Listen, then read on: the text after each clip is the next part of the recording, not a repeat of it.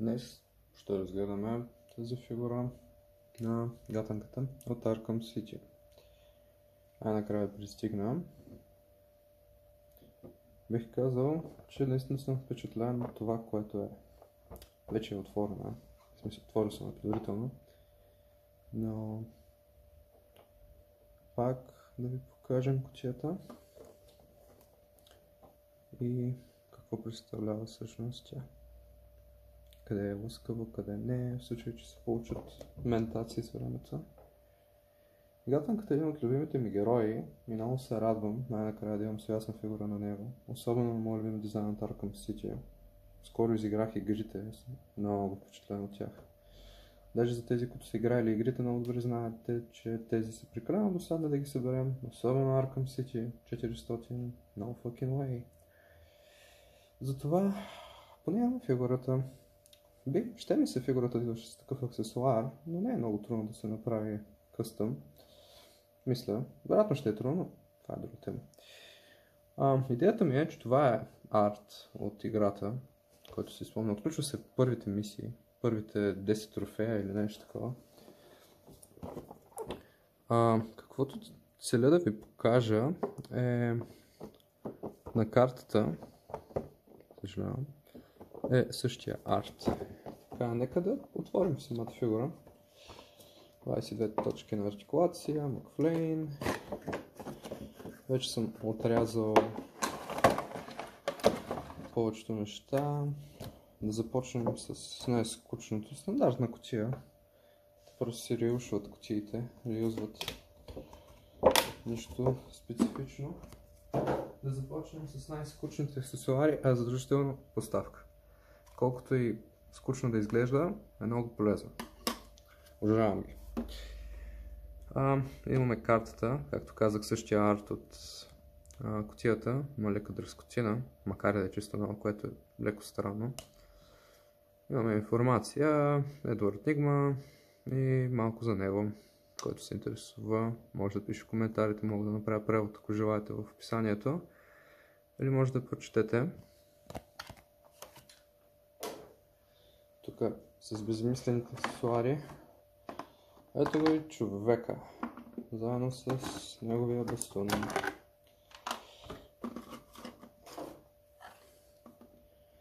Почнем, както казах, с най-глупавите аксесуари и неща, които идват. Бастуна има забележително достатъчно много детайли. Естествено ще работя по него. Това няма как да се питаме в това. Цветено малко в бронзово-златно или зеленикаво-златно, леко изкривен, но това се прави много добре с сешуар. Нагрявате го и просто го изправяте на студена вода и моментално става. Дори може да поменяте стойките на ръцете. В смисъл самите пози, нали, от аз така работя по Жокера, все още не е готов. Добър е, достатъчно голям е, изглежда се размерно заедно до фигурата. Прекрасен аксесуар. Можеше да е по-зле. Така, да въведем гатанката в някаква нормална позиция. Когато фигурата е нова, хубаво да внимавате да не я чупите. Препоръчвам ви да я намокрите в топла вода, да сложите под топла струя вода, за да може да омекне пластмаса, защото вероятно е седял в упаковка дълго време. Не мога да не скрия колко съм очарован от тази фигура. В момента това е най-артикулираната гатанка.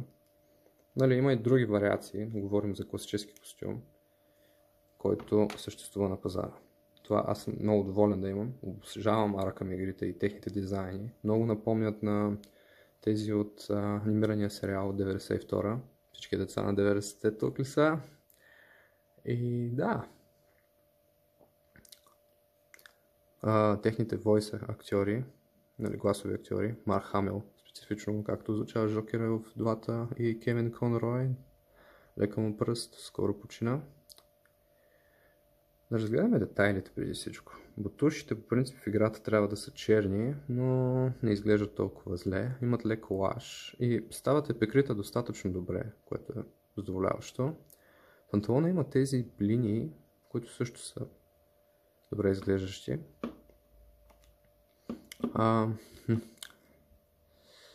Джобовете на якито се виждат, якито е от мека гума. Може да видим остатъците от питанките вътре, което е странно, но е залепено за торса, който е ризата. И виждаме задни джобове, което е хубав детайл. Тук има текст, да, под якито има текст. Мога да опитам да фокусирам. Но да, тази фигура я чаках и я исках още от самото начало, когато я анаунснаха. Пуснаха, че ще съществува, заедно с островната Ivy. Беше ми по-трудно да я намеря, но се оказа, че от eBay ми излиза по-евтино да ги взимам, отколкото дори от България. Детайли, които не са правилни, всъщност единственото нещо, което плади са многото хората е гатанката отзад. Но всички тези питанки трябва да бъдат отцветени в златно, което ще си погрижа. Тази емблема на ръката също. И тук трябва да има линии по отвръзката или лавата част. Шапката трябва да има лилава лента, очилата не са слънчеви. Тази питанка трябва да е отцветена. Има работа по него, тези копчета, но не е толкова фатално. В смисъл, ще опитам да намеря в снимка в момента да ви покажа стария гатанка, да видите за какво става въпрос. Той е пълна скръб. Нали, единствената версия, която имаше досега на този костюм. Така че тази фигура е просто впечатляваща. Обожавам факта, че костюма е класически, не е онзи странен кринч, как да го нарека изобщо, където имам едно ревю на нея, една такава подобна фигура с онзи странен костюм. И напомня леко на Готъм, ако вие сте гледали клипчетата, знаете, че обожавам Готъм. И много добре се скализира с моя пингвин, който е къстъм. Леко напомнят на сезон 5. Също така други проблеми, които виждаме, ухото е сякаш твърде ниско и боята няма по косата особено много и това ухо изглежда странно. Но като се изравни нивото, не изглежда толкова зле. Фигурата гледа настрани, което не винаги е много полезно, но за него е окей. Съжалявам, мислех, че съм фокусирал. Очите са там, не са прекрасно отцветени, но физиономията му не е толкова лоша. Врата е леко по-различен цвят от главата, както и ръцете, но не е толкова фрапантно.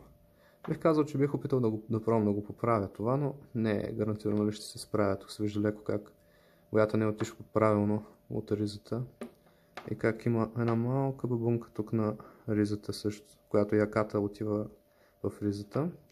Връзката е отделна гума, но е залепена за ризата, но това не е проблем. Бих казал, че липсват копчета на ризата, което е леко странно, може би ще направя. И лентата на ризата, когато се изправи, фигурата не изглежда много коректно, правилно. Освен ако и тук няма въртене. Съм сигурен, не искам да я мъча, защото както казах, много харесвам тази фигура, този дизайн изобщо. Така и не събрах 400-те трофея, това е друга тема. Останалото го минах всички мисии в Arkham City.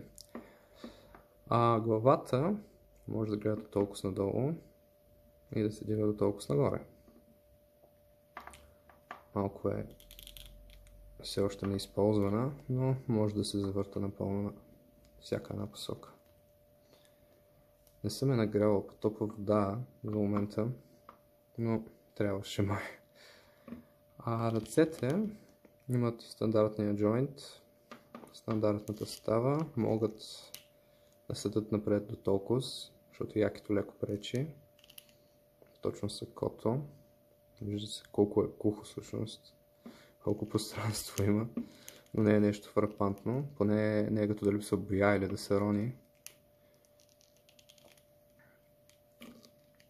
Мисля, че има от този, който е като плаващата става. Мисля, че има плаваща става. Не мога да преценя. Възможно е. Тук има кът. Отрязък в бицепса. Малко по-неизползвана е фигурата. И затова е малко по-корава. Артикулацията се издава лек звук, но с внимателност може да се отправи. Много по-добре изглежда от тези на Матео, няма какво да се лъжим, и върши работа чудесно.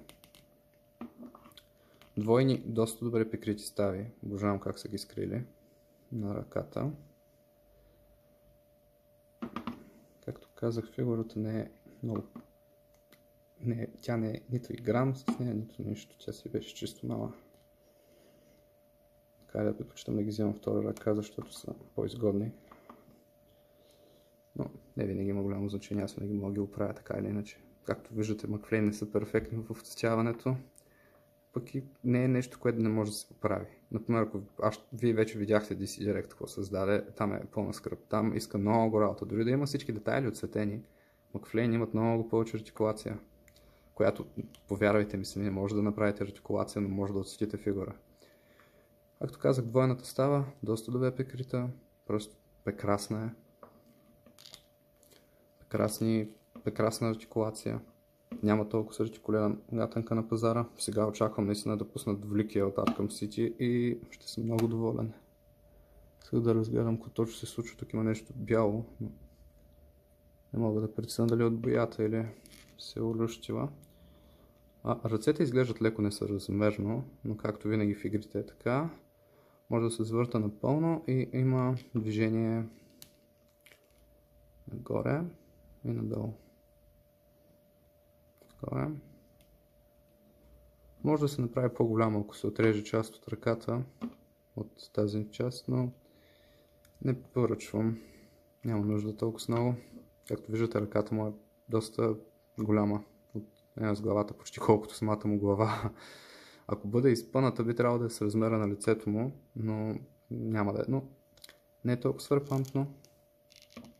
Все пак е видеоигра, дизайн от видеоигра. Вероятно те са използвали сканираните модели. Може това изглежда сякаш ще се щупи всеки момент. Този малък детайл, но мисля, че няма да го направи. Поне се надявам. Другата ръка е по абсолютно същия начин. Нищо различно. Добре изглеждаш на вид ръкав. Тук даже има питанка в самия ръкав. Дори и там. Ще отсветя всички питанки. Харесва ми този подгъв тук. И джобовете трябва да имат лилав, как да го нарека, отвор на джоба. В кръста, торса има 3 точки. Краката се въртят и самият торс горе може да се завърта. Вероятно напълно. В момента не искам да я мъча, но е възможно. Просто леко е нагрейте на топла вода и всичко ще е точно. Краката също са перфектни. Обикновено няма Макфлейн джойнт, няма отрязък няма въртене в страни. Може да се направи. Я гледал, че някои хора знаят как. В групите във Facebook. Почти прави пълен шпагат, но това е повече от достатъчно за гатанката. Може да взема готини пози. Двойни стави на краката. Много перфектен джойнт. Не особено скрит, но перфектен. Носно позициониране. Просто няма какво повече човек да иска. Винаги има какво повече да се иска, но фигурата е прекрасна за цената си. Няма отрязък в бутуша, но бутуша може да се изправя до толкова напред и да се стига до толкова нагоре, което е доста добро. Също така има отрязък и в пръстите. Този е малко по-корав. Тук вече се е разработил. Бях пробвал този крак оригинално. Преди да направя ревюто, трябва да се уверя, че всичко работи точно. Няма маркировка на краката, както е стандартно. Този път е под якито, но има хубав грайвер и дупките са перфектни за поставката.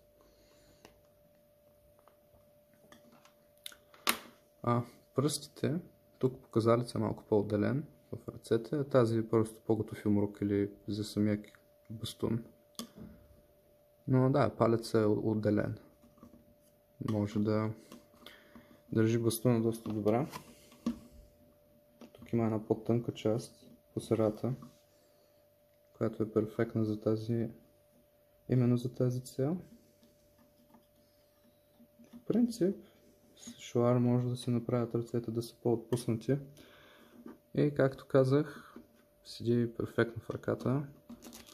Перфектно съразмеряване. супер артикулирана фигура и детайлна. Естествено има малко нужда от работа, но нищо фрапантно. Да ви примерим височината.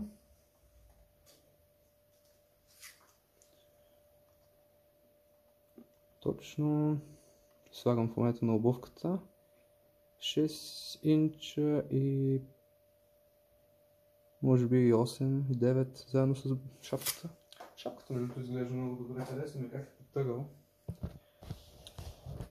Ето го, заедно с Батман от 22-а, къстъм пингвина, леко напомня на Готъм. Версията, двамата много ми допадат, заради това, че напомнят на тях. И как е височината в сравнение с този пингвин от 66-та линията на Матео и Батман от 22-а. Предлагам него, защото е по-честа фигура, може да... И също така имаше гатанка в неговия филм, но предпочитам този гатанка във всеки случай. Има малко нови неща, които съм добавил към него. Малко ли нови показвам прогреса, докато се случва, освен всички наранявания, но все още има какво да се желае. Надявам се ревюто да ви е харесало. Ставете лайк, ако наистина ви е допаднало. И ако искате още подобни видеа, може да разгледате още едно ревю на една друга фигурка на гатанката, която притежавах. Та до нови срещи!